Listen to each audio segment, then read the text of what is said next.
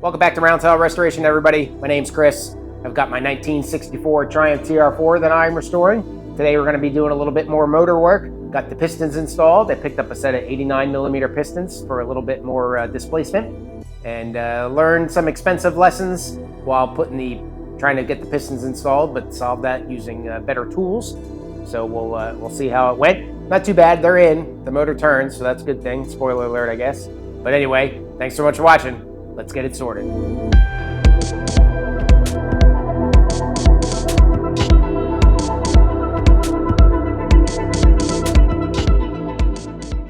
right, so one of the things that I should have done is, as I mentioned in my cylinder installation video, there wasn't any real rhyme or reason to installing the cylinders. They just kind of picked a spot and put them in there. Didn't really matter. What I failed to do is that the pistons and the cylinders are matched.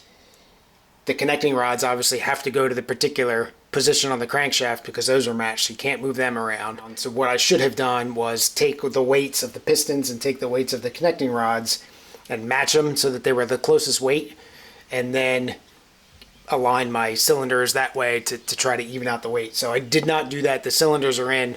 I'm not going to take apart and remove the cylinders from the engine block. I think that's more trouble than it's worth unless I get weights that are way out. But I'm still going to ask with whatever deltas I get to see if people on my favorite form think it's sufficient. So it's just a matter of getting a scale out here, a cheapo electric scale. It doesn't really matter. This is just a whole grams. I'm not going to a tenth. It doesn't really matter how accurate this is as long as you use the same scale, right, for the device. That error will carry forward. I don't really care what the error is. I'm not looking for actual weight. I'm just looking for the differences in the weights. So I got number one connecting rod here. We'll weigh that guy up. Actually, let me zero that out first. Weigh that guy. All right, so number one is 899 grams. All right, wrap that back up. Put it in the bag. Make sure I don't get these things messed up, even though the connecting rods there are stamped. And the stamps are pretty easy to read. Let's see what's next. Got number 4 here. Zero it up. That's 898. All right, really, that's all I'm doing here. So I'll go ahead and I'll get the other 2 connecting rods. See where I end up with that. Then we'll get the pistons. All right, pretty consistent with the connecting rods. 900 grams is the heaviest. 898 was the 2 lightest, number 2 and number 4. So now I've got the box of pistons here. We'll go ahead and pull the pistons out. They're marked. I kept them numbered. And we'll go ahead and weigh those out too. So all I'm really doing too, I want to point out, is I put a weight on there. I lift it off. Make sure the thing zero it if it doesn't do the measurement, and then just to kind of make sure that I'm finding 0 each time. Even though I'm not really concerned about the absolute number, you do want to try to start from the same spot so you are measuring apples to apples here. So the pistons will be the same thing. I am going to measure them with the wrist pins. They come with the set. Might as well. I'm not going to measure them with the rings, and I don't think that's a significant enough thing to matter anyway. So we'll just go through again. You're just weighing stuff here. All right, measurements are complete, and the biggest delta I have is between number 2 and number 3, which is 4 grams. So we'll reach out to my favorite form, like I mentioned earlier, and we'll see what they think. But I think 4 grams is probably going to be all right with the technology that we're considering here. All right, so there's a hot and heavy spike ball game going on outside. So if you hear some screaming and gnashing of teeth, that's what's going on. A couple things. I did measure the small end of the connecting rod where the piston would connect. That looks fine. The spec is like 0.875 something, and I'm at 875 for all those. So that's good there. I've got rings that I've got to worry about measuring when I get them in the cylinder, so we'll go into that here in a moment. And otherwise, everything is moving right along. So what we're going to do, one thing I did find in the workshop manual is that your maximum weight across all of the pistons cannot exceed 7 grams.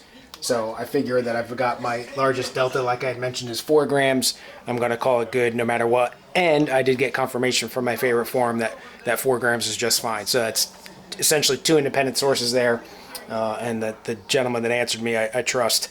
So now we're going to go ahead and start fitting these piston rings here that I've got. That's what all is going on here. I've got an upper ring. The way they're set up is see these numbers here, 1, 2, and 3. It's not cylinder numbers, but ring numbers. So first ring, second ring, and then the oil scraper. So what we'll do is we'll get them into the cylinder liners and make sure they are all in spec. And you got to measure that gap there. It's not very difficult, but there's a little trick that you do there to make sure that they're nice and level. So we'll show you that here, and then put the piston rings on the pistons. All right, so we're going to do the number 1 piston first. So you just take the ring, kind of collapse it a little bit, put it in the cylinder, get it started, and then you take the piston, and the workshop manual tells you how to do this. Take the piston, and you're going to use that to kind of push this down. It says you only have to push it in about 1/4 inch. So we'll go in, and what I like to do is get to like the first land of this, get the first land of the where the rings go in, and you can kind of judge by looking at the grooves on the piston to make sure you're relatively level in there. All right, so that works. Just barely see it. You got that little gap right there, and this has a spec, and the spec is 0.010 to 0.015 inches in there. So we'll start with the 0.010. That fits nice and loose, so we'll go all the way up to the 0.015. And that fits pretty good, a nice drag on that. So that's in spec. If this was too tight and it was something less than 0.010, what you do is you kind of take this out, and then what I did in the past is you wrap some sandpaper around like a paint stick or something that's relatively flat, and you just lightly, put that in a vise or something that'll hold it steady, and then you just lightly take to either side of the groove there and just kind of run it up and down the sandpaper and just try to open that gap up a little bit. All right, so now that piston, or that ring is good, and we're going to keep that as number 1. So we'll pull this out here. You want to be careful with these. They can be fragile. Hate to break a piston ring. Have to buy another set. They're not real cheap. Now the next piston ring, and again, you're probably not going to be able to see that, but it's beveled. So the bevel, again, the workshop manual tells you what's going on here. The bevel is going to go to the top. So again, probably not real critically important here when I'm just measuring my gaps, but I'm going to do it the way that the thing is supposed to go in here. So same deal, press it together a little bit. Being careful not to break anything here. All right, we'll get the piston again. Push it down until I get to the first groove, pretty much all the way around.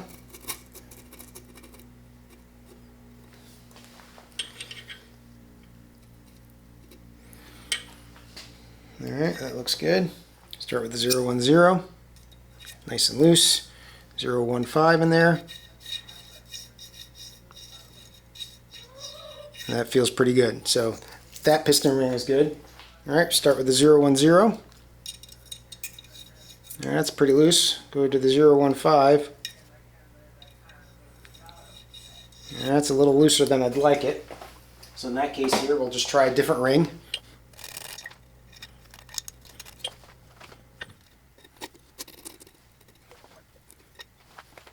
All right, 010. Feels pretty loose. All right, that's a good drag on that one. So we'll stick with this one for the number 2 or number 1. And then the oil ring here, that's your third one, but that doesn't really get gapped. You can see there's that big spring on there. That's just an oil scraper, and I don't foresee any reason to gap that at all, because you won't be able to get the gap through there anyway. So we're going to go ahead now, and I'm going to put the rings on those pistons, or on that piston, so I can keep them straight, because this is the cylinder that I matched it to, and that was the number 1 piston. So that's how you measure your ring gaps. Again, if you get one that's too tight, you can take sandpaper. If you get one that's too loose, frankly, I don't know what I'm supposed to do, but hopefully I don't find that as I go through here. But we're just going to go through and rinse and repeat, and I'll show you how to get the rings onto the pistons here real quick. All right, number 1 piston here. Obviously, the rings need to go on in a certain order. 1, 2, and 3. You want to start with the oil ring first, since that's going to be going on the lowest. That's this guy here. This here is a pair of piston ring pliers, and essentially what they'll do is that the piston ring fits in the big end groove of this, and then as you open it up, it kind of grabs it and it stretches. So we'll get the oil control ring inside these pliers. and open up the spring as I do it. I'm not used to this kind, like I said.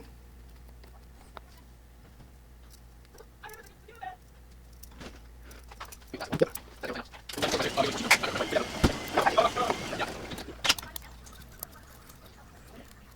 Alright, well that worked. It seems a little bit more difficult than it needed to be, but alright, so now that oil control ring is on. So now we'll look for number 2 with the bevel in it here. Alright, so we got the bevel going up. So we'll grab that with the pliers, open it up just enough, clear, slide it in, then we'll do ring number 1. Alright, got another basketball game going on here, but another measurement you need to take is the distance between the flat of the piston ring and the groove, and it's really tight. It's like 1,000th to 3,000th with the maximum wear of just shy of 4,000th. So these are all good. I've checked all of them already. I won't bore you with continued measurements. So now this piston is essentially ready to get mounted to the connecting rod. Notice the connecting rod here is not symmetrical, so when you put the connecting rod in, you've got to make sure that it's orientated right, and essentially the way that it goes in is this portion of the connecting rod, that the portion of the cap, the big end that's connected to the rod itself, goes towards the right hand side of the motor if you're sitting in the car, or towards the left hand side of the motor if you're looking at it. So we'll go ahead and get this assembled. I've got Stay Lube assembly lube, which I'd been looking for. Mike from Mike's Restoration uses this stuff, and I'd been looking for it. Finally, and O'Reilly Auto Parts opened up near me and they have it.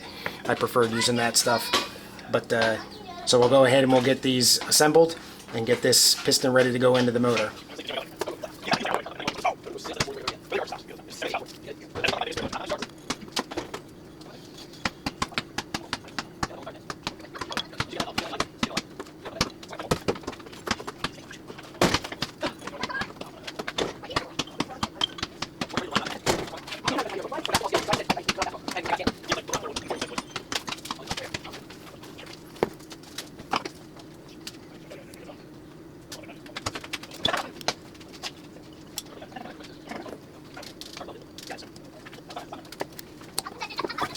Alright, so there's the first piston together.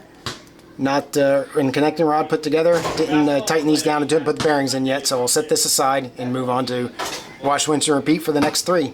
Alright, another day, another basketball game. So we're getting ready to put the pistons in here. A couple things I'll point out. One, the middle rings, the second compression ring, actually had top marked on it. So I did not follow the workshop manual in that case. I actually followed the rings. Since the cylinders and the pistons, the whole kit and caboodle is new. Follow how the pins are marked. There was also top markings on the oil rings, so I made sure that I got those right. But the first compression rings, there was no markings on those. So I'm getting ready to put these in. Got a just a regular old ring compressor here. Liesel, I think, was the one. I bought this when I did my Spitfire, and that'll put them in. So I'm going to put the pistons in just one at a time here. Obviously, I need the connecting rod bearings here, and I've got 10th over with the same tri-metal king bearings here, so we'll put those in again, meticulously clean, making sure we don't have anything messing up in here, and go ahead and get this stuff in. Also, you want to make sure that your crankshaft bearing is clean, the bearing surface for that. So, but we'll go ahead and get it done. Alright, so I got the block on the side here just to ease the installation of the pistons. Got the crankshaft set up so that bearing is all the way back and out of the way.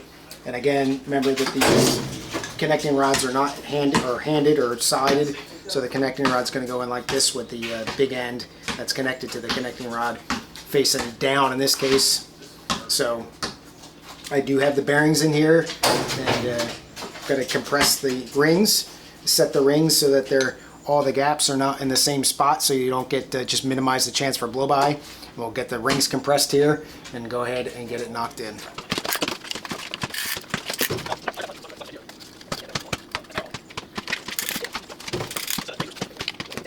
Alright, so you want to make sure that you get this ring on there as tight as you can, especially towards the bottom, because that's what's going to interface with the block. So we'll go ahead and we'll get this lined up to the block here, get it presented, and then get it knocked in. It's a little bit of a pain in the rear to get this tightened down, but it eventually gets there.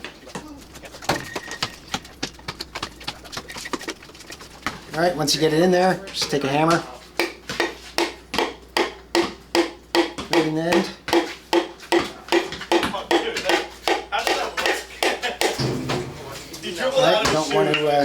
force anything. If you start running into interference like I just did, you want to check. Make sure you're not hitting the crankshaft and make sure the rings aren't bottoming out or anything like that. I think that might be what's happening here. The oil ring is not staying inside the ring compressor.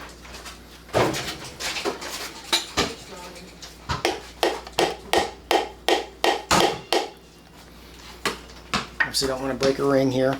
Alright, so that didn't work too well. So the cylinder's not hung up, but it's not going in all the way.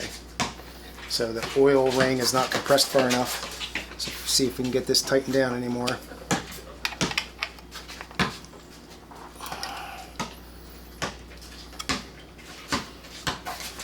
Nope, gonna have to come back out with it.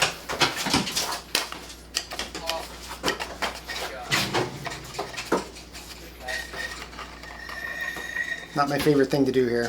Alright, try again.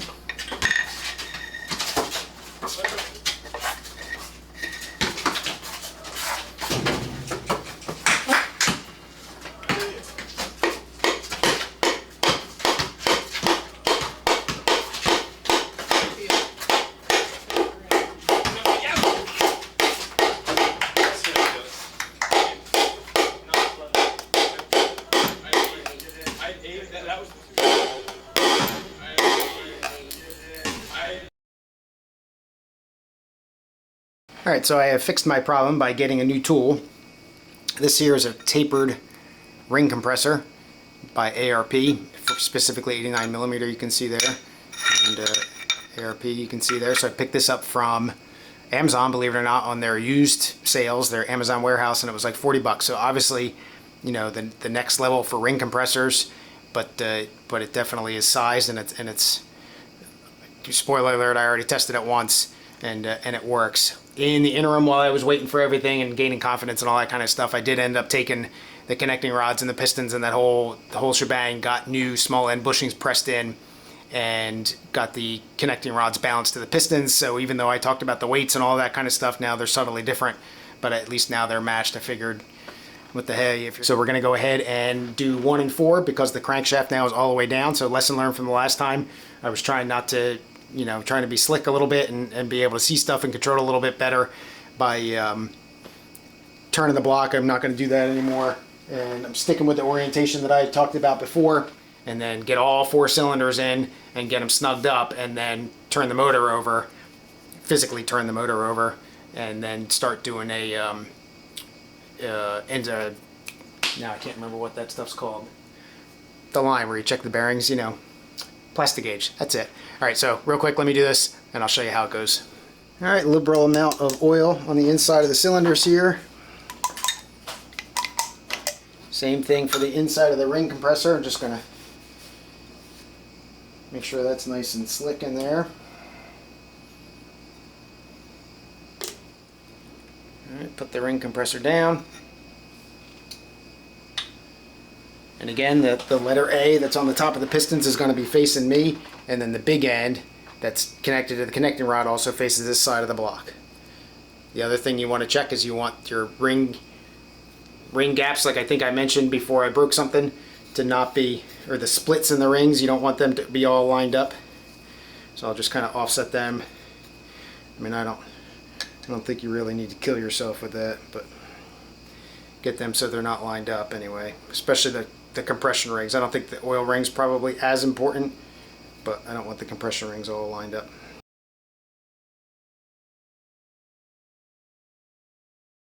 Alright, so we got that, and we just drop this down in here, and it's tapered like I think I mentioned, so it'll start to compress the rings just as you start to fit it down. So you still want to watch, right? Still want to kind of look down in there and make sure you don't see anything binding up.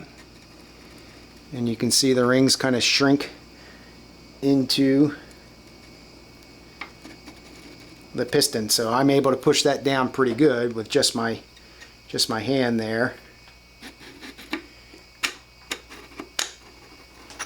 And that's it.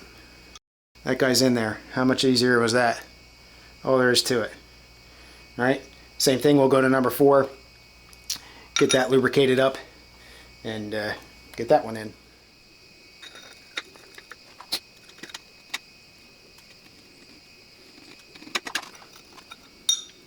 Voila. Alright, so that was number 4, obviously. So now we will go ahead and turn the motor to the side. I'll put the cylinder keepers back on, turn the motor to the side, and then we'll get the connecting rods, the other ends, put on there. Alright, so when the piston's initially put in, the whole thing needs to come down a little bit just to get closer to the crankshaft, so you can stick your hand in there. And as you do it, you just want to kind of be careful that you don't run it into the bearing surface of the connecting rod, or excuse me, of the crankshaft, just so you don't mar anything up. Alright, so there's that one. I'll go grab number 4 here. Alright, so they're good. Now I'm not going to do assembly lube right now because, again, like I had mentioned, I'm going to go ahead and measure them. So I'll do assembly lube when I'm all done. I'll do oil right now, but I'm not going to do assembly lube yet. When I go to do the final time and get the bearings cleaned up, I'll put assembly lube on them. I'll push it in a little bit and wipe assembly lube on both sides of the bearings. But like I said, just oil for now. So I got number 1 here. Put some oil on her. Clean off the bearing surface.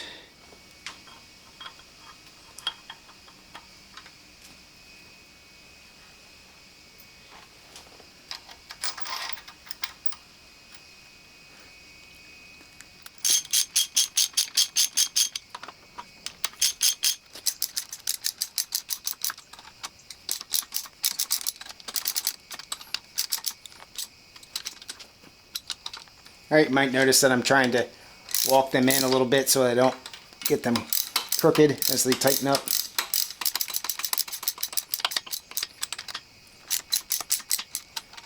Now the bearing caps you can't put the bearing caps in backwards, but you can put the wrong bearing cap on the wrong connecting rod, like I think I pointed out, so just verifying the 1-1 stamps here and the 4-4 stamps on the other side. Alright, so now the crankshaft should turn relatively freely. So we'll turn the motor around physically, get it upright again in preparation for putting cylinders 2 and 3 in.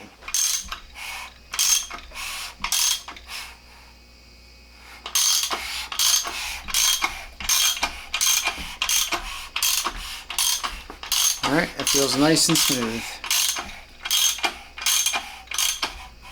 Alright, leave them about halfway. And go ahead and pull the rags out here and do the next set. Let's see how she rotates. And I don't know if I'm going in the right direction or not here, but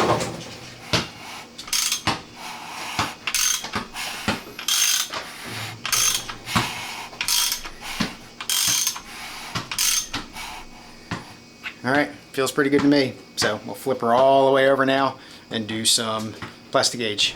Alright, well, another basketball game going on. Damn kids. But anyway, the last thing we need to do now is check with Plastigauge. And that's, I showed you how to do that on the crankshaft bearings. Not really that big of a deal, but we'll take the caps off now. It's a little bit tighter of a tolerance, which I'll look up here in a second. And we'll get the Plastigauge different color this time around. Get the Plastigauge in there and get it checked. Alright, so you can see I got that little Plastigauge on there, number 4 cylinder. I'm also doing number 1 because those are the way that the cylinders line up. I can knock out 2 at one time.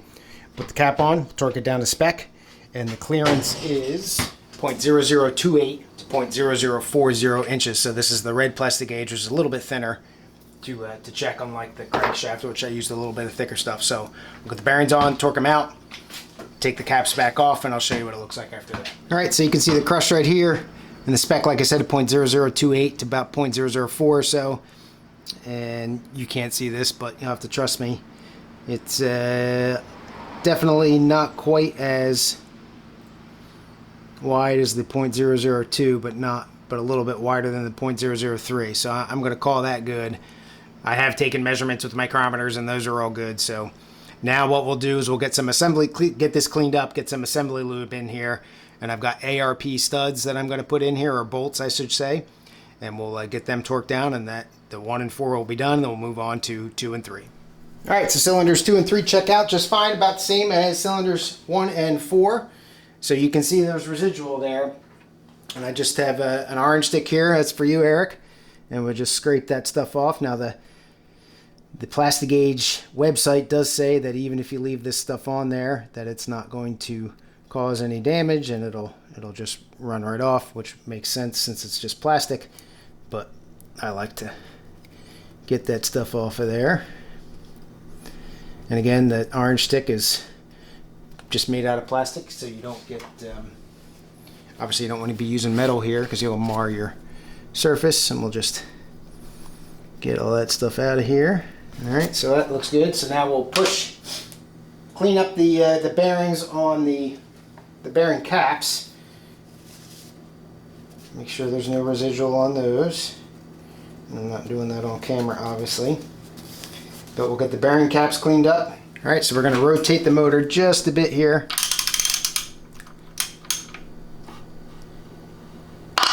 Bring those caps away. And that allows us to gain access here. And what we'll do now is we'll clean that stuff up, get assembly lube on it, and then be able to get that ready to bolt back up. All right, some of that this is way close to the camera. This is the CRC assembly lube. That's what I was looking for from, ended up getting it at O'Reilly. Nobody else, including Amazon, carried it. Not stingy at all with this stuff. Make sure your finger's nice and clean. Get that stuff wiped all over the bearing. Rotate the crankshaft back down and pick them back up a little bit.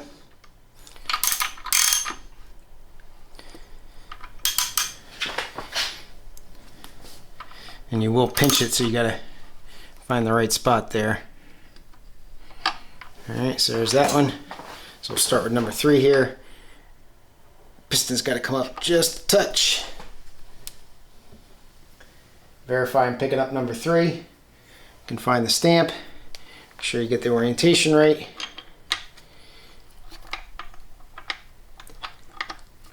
Get that in there. Number 2.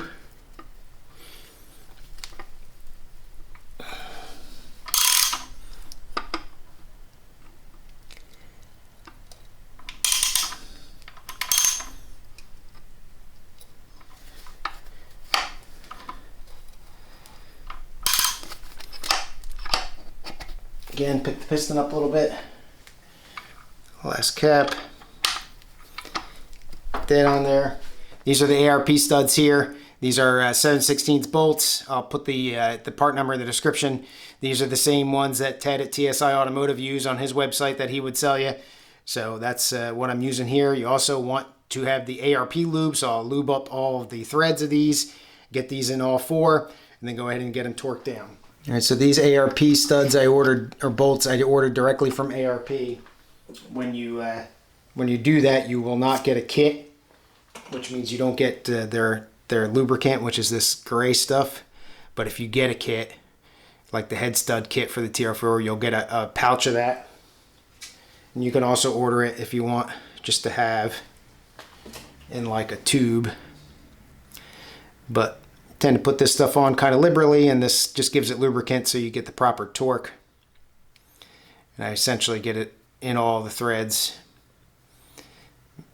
Wipe off the excess on my pants or on a rag. All right, get those 2 started.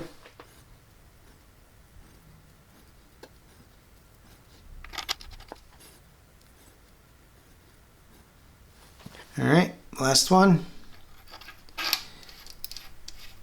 Get that in there. Now these, if you look at if you can tell, they're 12-point heads on these bolts, so you need a 12-point socket.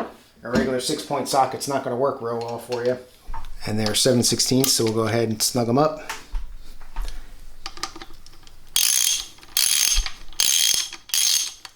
All right, and I walked these down.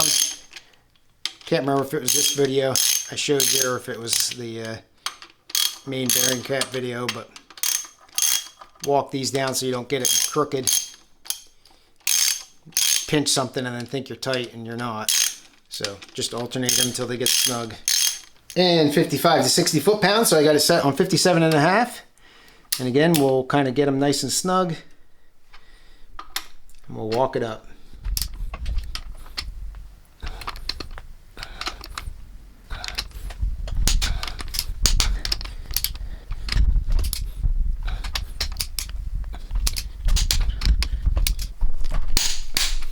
All right. Final check, we'll rotate the motor, and it should rotate nice and easy.